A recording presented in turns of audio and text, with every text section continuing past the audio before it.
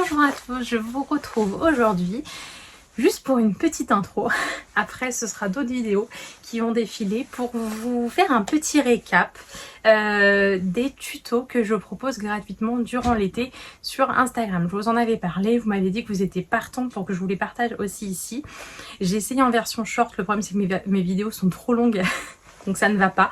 Du coup, ce que je fais, c'est qu'en fait, simplement, je les mets à la suite de cette vidéo. Alors, ça ne sera pas dans le format habituel horizontal. Malheureusement, c'était pas possible pour moi. Il aurait fallu que je fasse tous mes tutos en 2 fois. Ça me prenait beaucoup trop de temps. Donc, en fait, juste, je vous mets les montages qui ont été mis sur Instagram à chaque fois. J'espère que ça vous conviendra. L'avantage de YouTube, c'est que vous pouvez mettre pause, notamment pour certains tutoriels. Donc là, vous en aurez 4, hein. Pareil pour la fois d'après, étant donné que c'est le récap du mois de juillet, de ce que j'ai proposé au mois de juillet. Donc dans un premier temps, vous allez retrouver le fichu ajouré, que je vous mets en photo parce que je ne l'ai plus. Le fichu ajouré que vous pouvez adapter avec différentes formes. La forme, c'est à vous de la dessiner. Je vous propose juste, je vous explique juste comment faire ce genre de fichu. Vous aurez ensuite un tutoriel pour réaliser des petites cerises en perles. Donc je vous propose de réaliser simplement une petite paire de cerises. Donc 2 cerises accompagnées de 2 petites feuilles. Et après, à vous de voir si vous voulez en faire plusieurs pour éventuellement faire un collier comme celui-ci. Le mettre sur un petit bracelet en perles ou en métal comme ceci, sur des petites boucles d'oreilles. Ça, c'est à vous de voir, vous en faites ce que vous voulez. Moi, j'adore ce tuto, vraiment. Ce collier, je le mets... je l'ai fait l'année dernière et j'arrête pas de le mettre depuis. Je l'adore. Donc voilà, j'espère que ça vous plaira. C'est très sympa. Alors, il est plus compliqué forcément parce que c'est pas forcément facile, mais je vous ai fait des petits schémas à chaque fois. Donc prenez bien le temps. L'avantage de YouTube, ce que je disais, c'est de mettre pause. Donc vous mettez pause, vous regardez, vous faites votre étape et ainsi de suite. J'essaie de faire ça bien avec des codes couleurs et tout ça, donc j'espère que ça vous conviendra. Si vraiment vous n'y arrivez pas, n'hésitez pas à me le mettre en commentaire et je vous ferai une version vraiment longue de cette vidéo un jour pour avoir, que ça soit plus clair, et je la ferai sur YouTube. Ensuite, vous allez retrouver une petite paire de boucles d'oreilles en pâte Fimo. Donc celle-ci avec un motif mimosa et un fond rayé. En fin de compte, c'est une reproduction du tissu d'Audrey Robitaille. Donc je vous mets le tissu, une créatrice de tissu que j'aime énormément, vous le savez, je vous en ai déjà parlé. Ça me tenait à cœur de mettre son travail en avant. Je la remercie d'avoir accepté que je vous permette de reproduire, que je vous propose un tuto pour reproduire son tissu. Bien entendu, ça reste un usage personnel, ce n'est pas pour revendre. Je vous remercie de la compréhension, mais c'est normal, elle m'a gentiment accordé parce que c'est un tuto gratuit que je vous propose, un usage personnel, mais ce n'est pas pour de la revente. Donc voilà. Donc voilà ces petites boucles d'oreilles. C'est vraiment très simple à faire. Il ne vous faut pas spécialement de matériel, juste un petit objet pointu. Il vous faut la pâte polymère, un rouleau à pâtisserie exprès pour ça, parce que ou alors il faut bien le nettoyer après. Voilà, il vous faut vraiment pas grand chose, donc voilà, n'hésitez pas à reproduire ces petites boucles d'oreilles. Je les trouve vraiment très jolies. Après, à vous de voir dans la forme que vous les faites. Moi, je vous parle juste du motif. Et voilà, je les trouve super sympas. Et le dernier petit tuto, il s'agit d'une petite barrette à froufrou. Voilà. Donc ici, quelque chose de très simple à réaliser. C'est juste une bande que l'on coud et ensuite qu'on fronce à la main et qu'on coud très patiemment à la main. Voilà, sur la barrette. J'aime beaucoup le rendu, je vous conseille de faire ça dans des tissus assez souples. Ça peut être réalisé dans du coton, hein, c'est juste que ça va donner quelque chose d'un peu plus gros. Moi je l'ai fait dans c'est une doublure en polyester. Mais ça se fait dans plein de choses. Et je l'ai déjà réalisé dans un comment ça s'appelle ? dans un foulard. C'est très sympa. Là, du coup, vous ne prêtez pas du tout attention aux dimensions. Vous prenez votre foulard, et de la même manière, en fait, vous faites les mêmes étapes, sauf que vous faites avec votre foulard. Et c'est très sympa aussi. Voilà les 4 tutos que vous retrouverez à la suite de cette introduction. Je vous souhaite un bon visionnage. N'hésitez pas si vous avez des questions. Et du coup, je ferai le même système à la fin du mois d'août pour que vous retrouviez tous les tutos qui auraient été proposés au mois d'août sur Instagram. Et voilà, je vous souhaite une bonne... j'allais dire une bonne couture, mais pas du tout, pas que en tout cas. Je vous souhaite une belle étape créative. Voilà, à bientôt! Bienvenue dans le premier tuto de l'été. Aujourd'hui, je vous propose de réaliser un fichu avec un petit empiècement comme ceci ajouré afin de créer une petite fantaisie. Donc, dans un premier temps, vous allez pouvoir couper vos 3 pièces principales, c'est-à-dire 2 triangles et un biais aux dimensions affichées.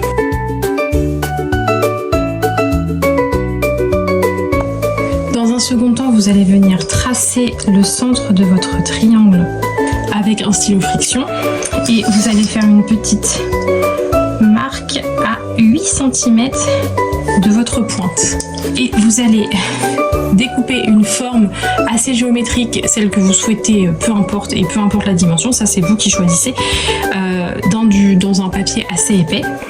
Vous allez placer le centre, donc marquez bien le centre de votre forme et placez-la sur la ligne que vous venez de tracer. La pointe de votre forme se posera juste sur votre repère fait précédemment. On va venir piquer juste sur votre forme. Une fois votre forme cousue, vous allez pouvoir la découper. Donc là, on va couper au centre de votre forme et on va venir couper les 2 épaisseurs. Donc déjà, dans un premier temps, on va venir à peu près à 0,5 cm de votre couture, venir découper grossièrement.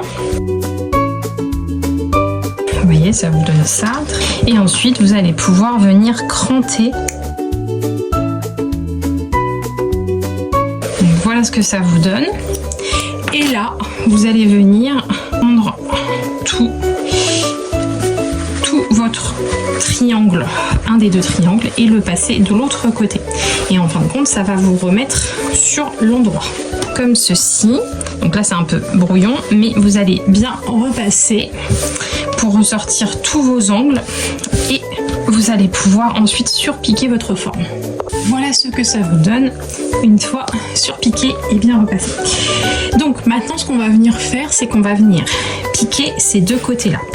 Dans un premier, en fait, on va les faire chacun leur tour. Donc dans un premier temps, vous allez, hop, vous voyez, vous allez, tac, vous mettre comme ceci.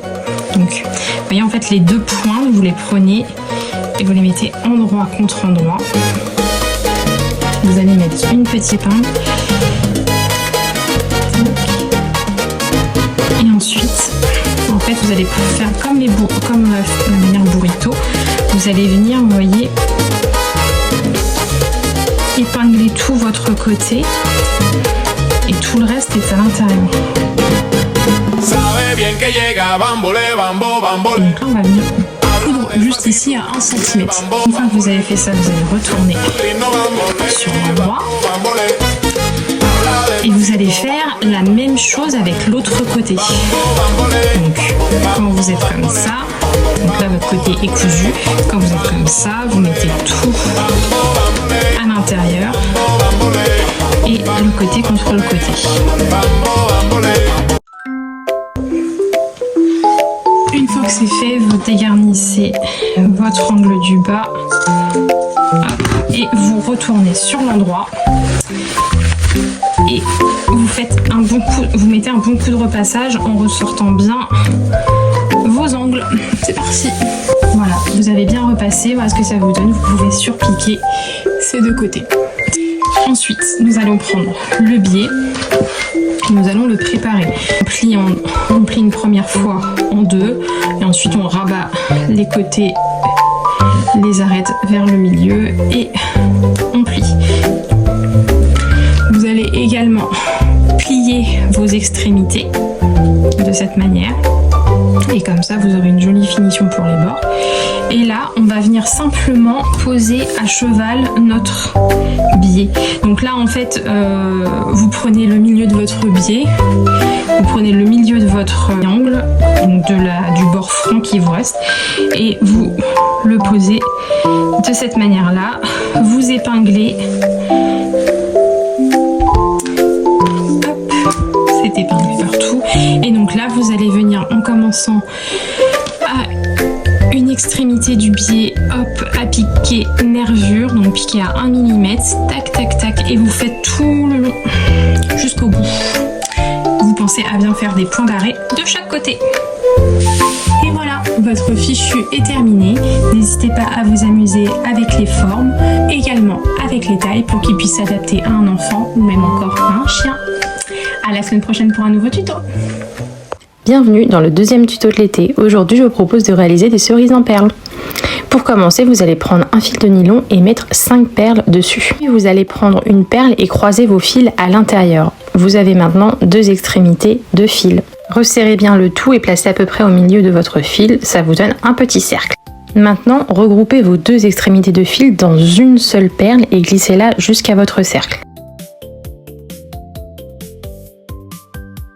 Puis vous allez croiser vos fils dans la perle, dans le centre du cercle, en face de là où vous êtes. Regardez bien le schéma, afin de ne pas vous tromper. Resserrez bien et vous verrez la perle va venir se placer au centre de votre cercle et former une fleur.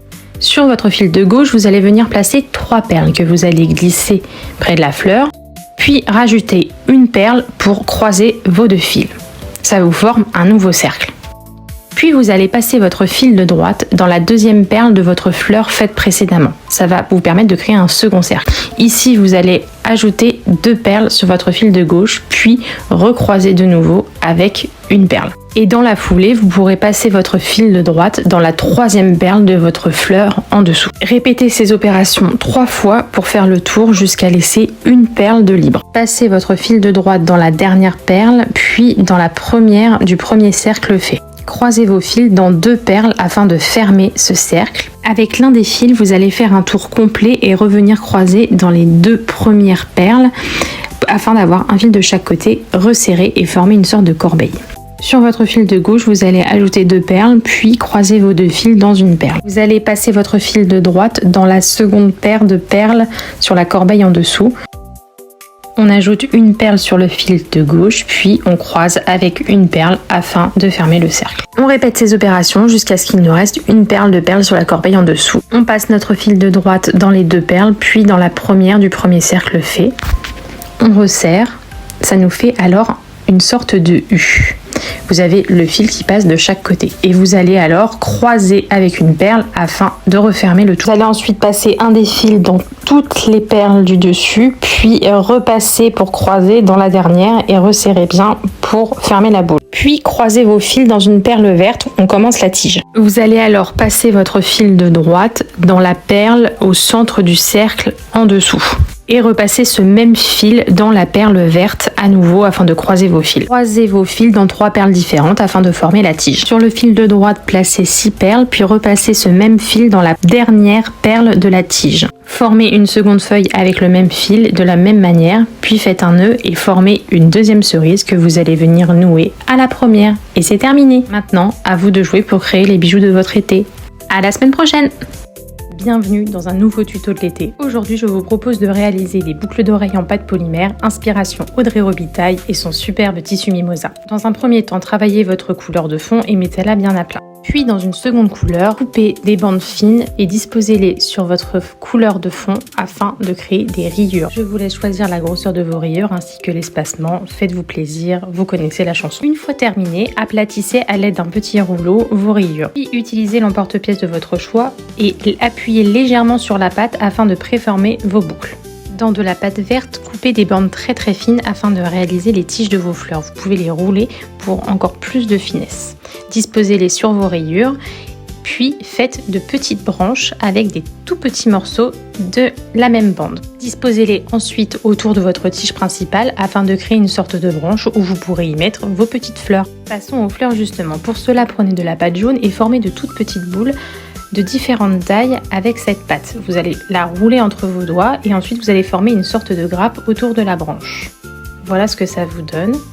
Et maintenant, nous allons passer à la texture. Pour cela, prenez un petit outil et venez faire des petits pointillés sur vos petites boules. Ça va les aplatir, mais pas trop. On va essayer de déchiqueter un peu la pâte. Il vous reste donc maintenant les feuilles à faire. Pour cela, vous allez découper des formes de feuilles dans votre pâte verte. Puis, avec votre petite lame, vous allez venir déchiqueter la pâte. Vous allez vraiment faire des petites rayures qui vont clairement déchirer votre pâte. Puis, vous allez les mettre en place sur votre fond, puis vous allez utiliser un emporte-pièce pour découper vos boucles d'oreilles et les mettre ensuite de côté une fois bien découpées. Dans la couleur de votre choix, avec un emporte-pièce, coupez 2 cercles pour le haut de votre boucle d'oreille.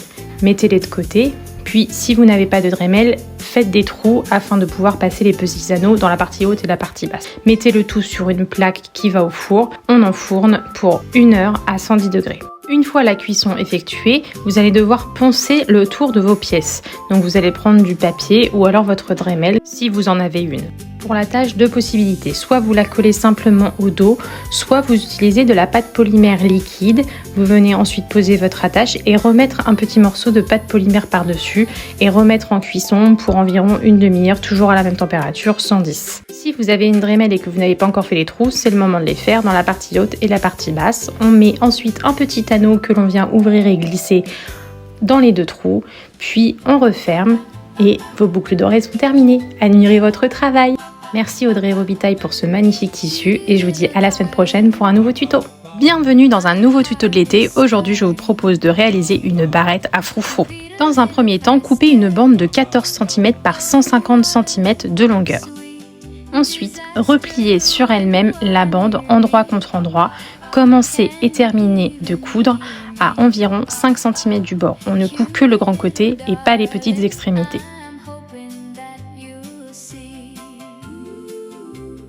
Voilà ce que ça vous donne. Vous allez ensuite pouvoir retourner sur l'endroit votre tube. Une fois que c'est retourné, repassez afin de bien mettre à plat votre couture centrale. Puis nous allons replier le tube sur lui-même afin de le remettre endroit contre endroit, de mettre les petites extrémités ouvertes l'une sur l'autre. Épinglez bien et piquez à 1 cm. Attention que votre tube ne soit pas vrillé. Maintenant que vous avez cousu vos extrémités, vous allez pouvoir retourner le tout sur l'endroit. En fonction de votre tissu, faites bien attention, ne tirez pas trop fort. Une fois que c'est retourné et mis sur l'endroit, vous pouvez donner un bon coup de repassage afin d'aplatir la couture que vous venez de faire. Afin de refermer votre cercle et de faire une jolie finition, nous allons maintenant faire une surpiqûre tout autour du côté de l'ouverture.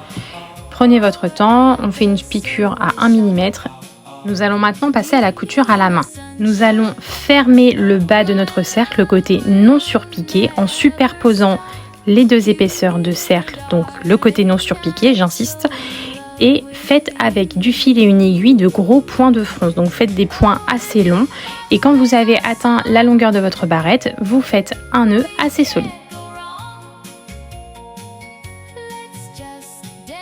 Pour terminer, vous allez simplement venir fixer, on va dire, cette fleur à votre barrette.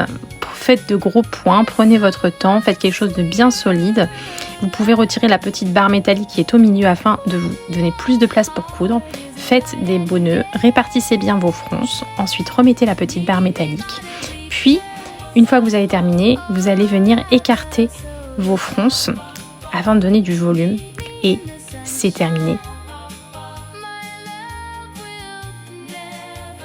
Félicitations pour cette jolie barrette, je vous souhaite un très bel été et je vous dis à la semaine prochaine pour un nouveau tuto.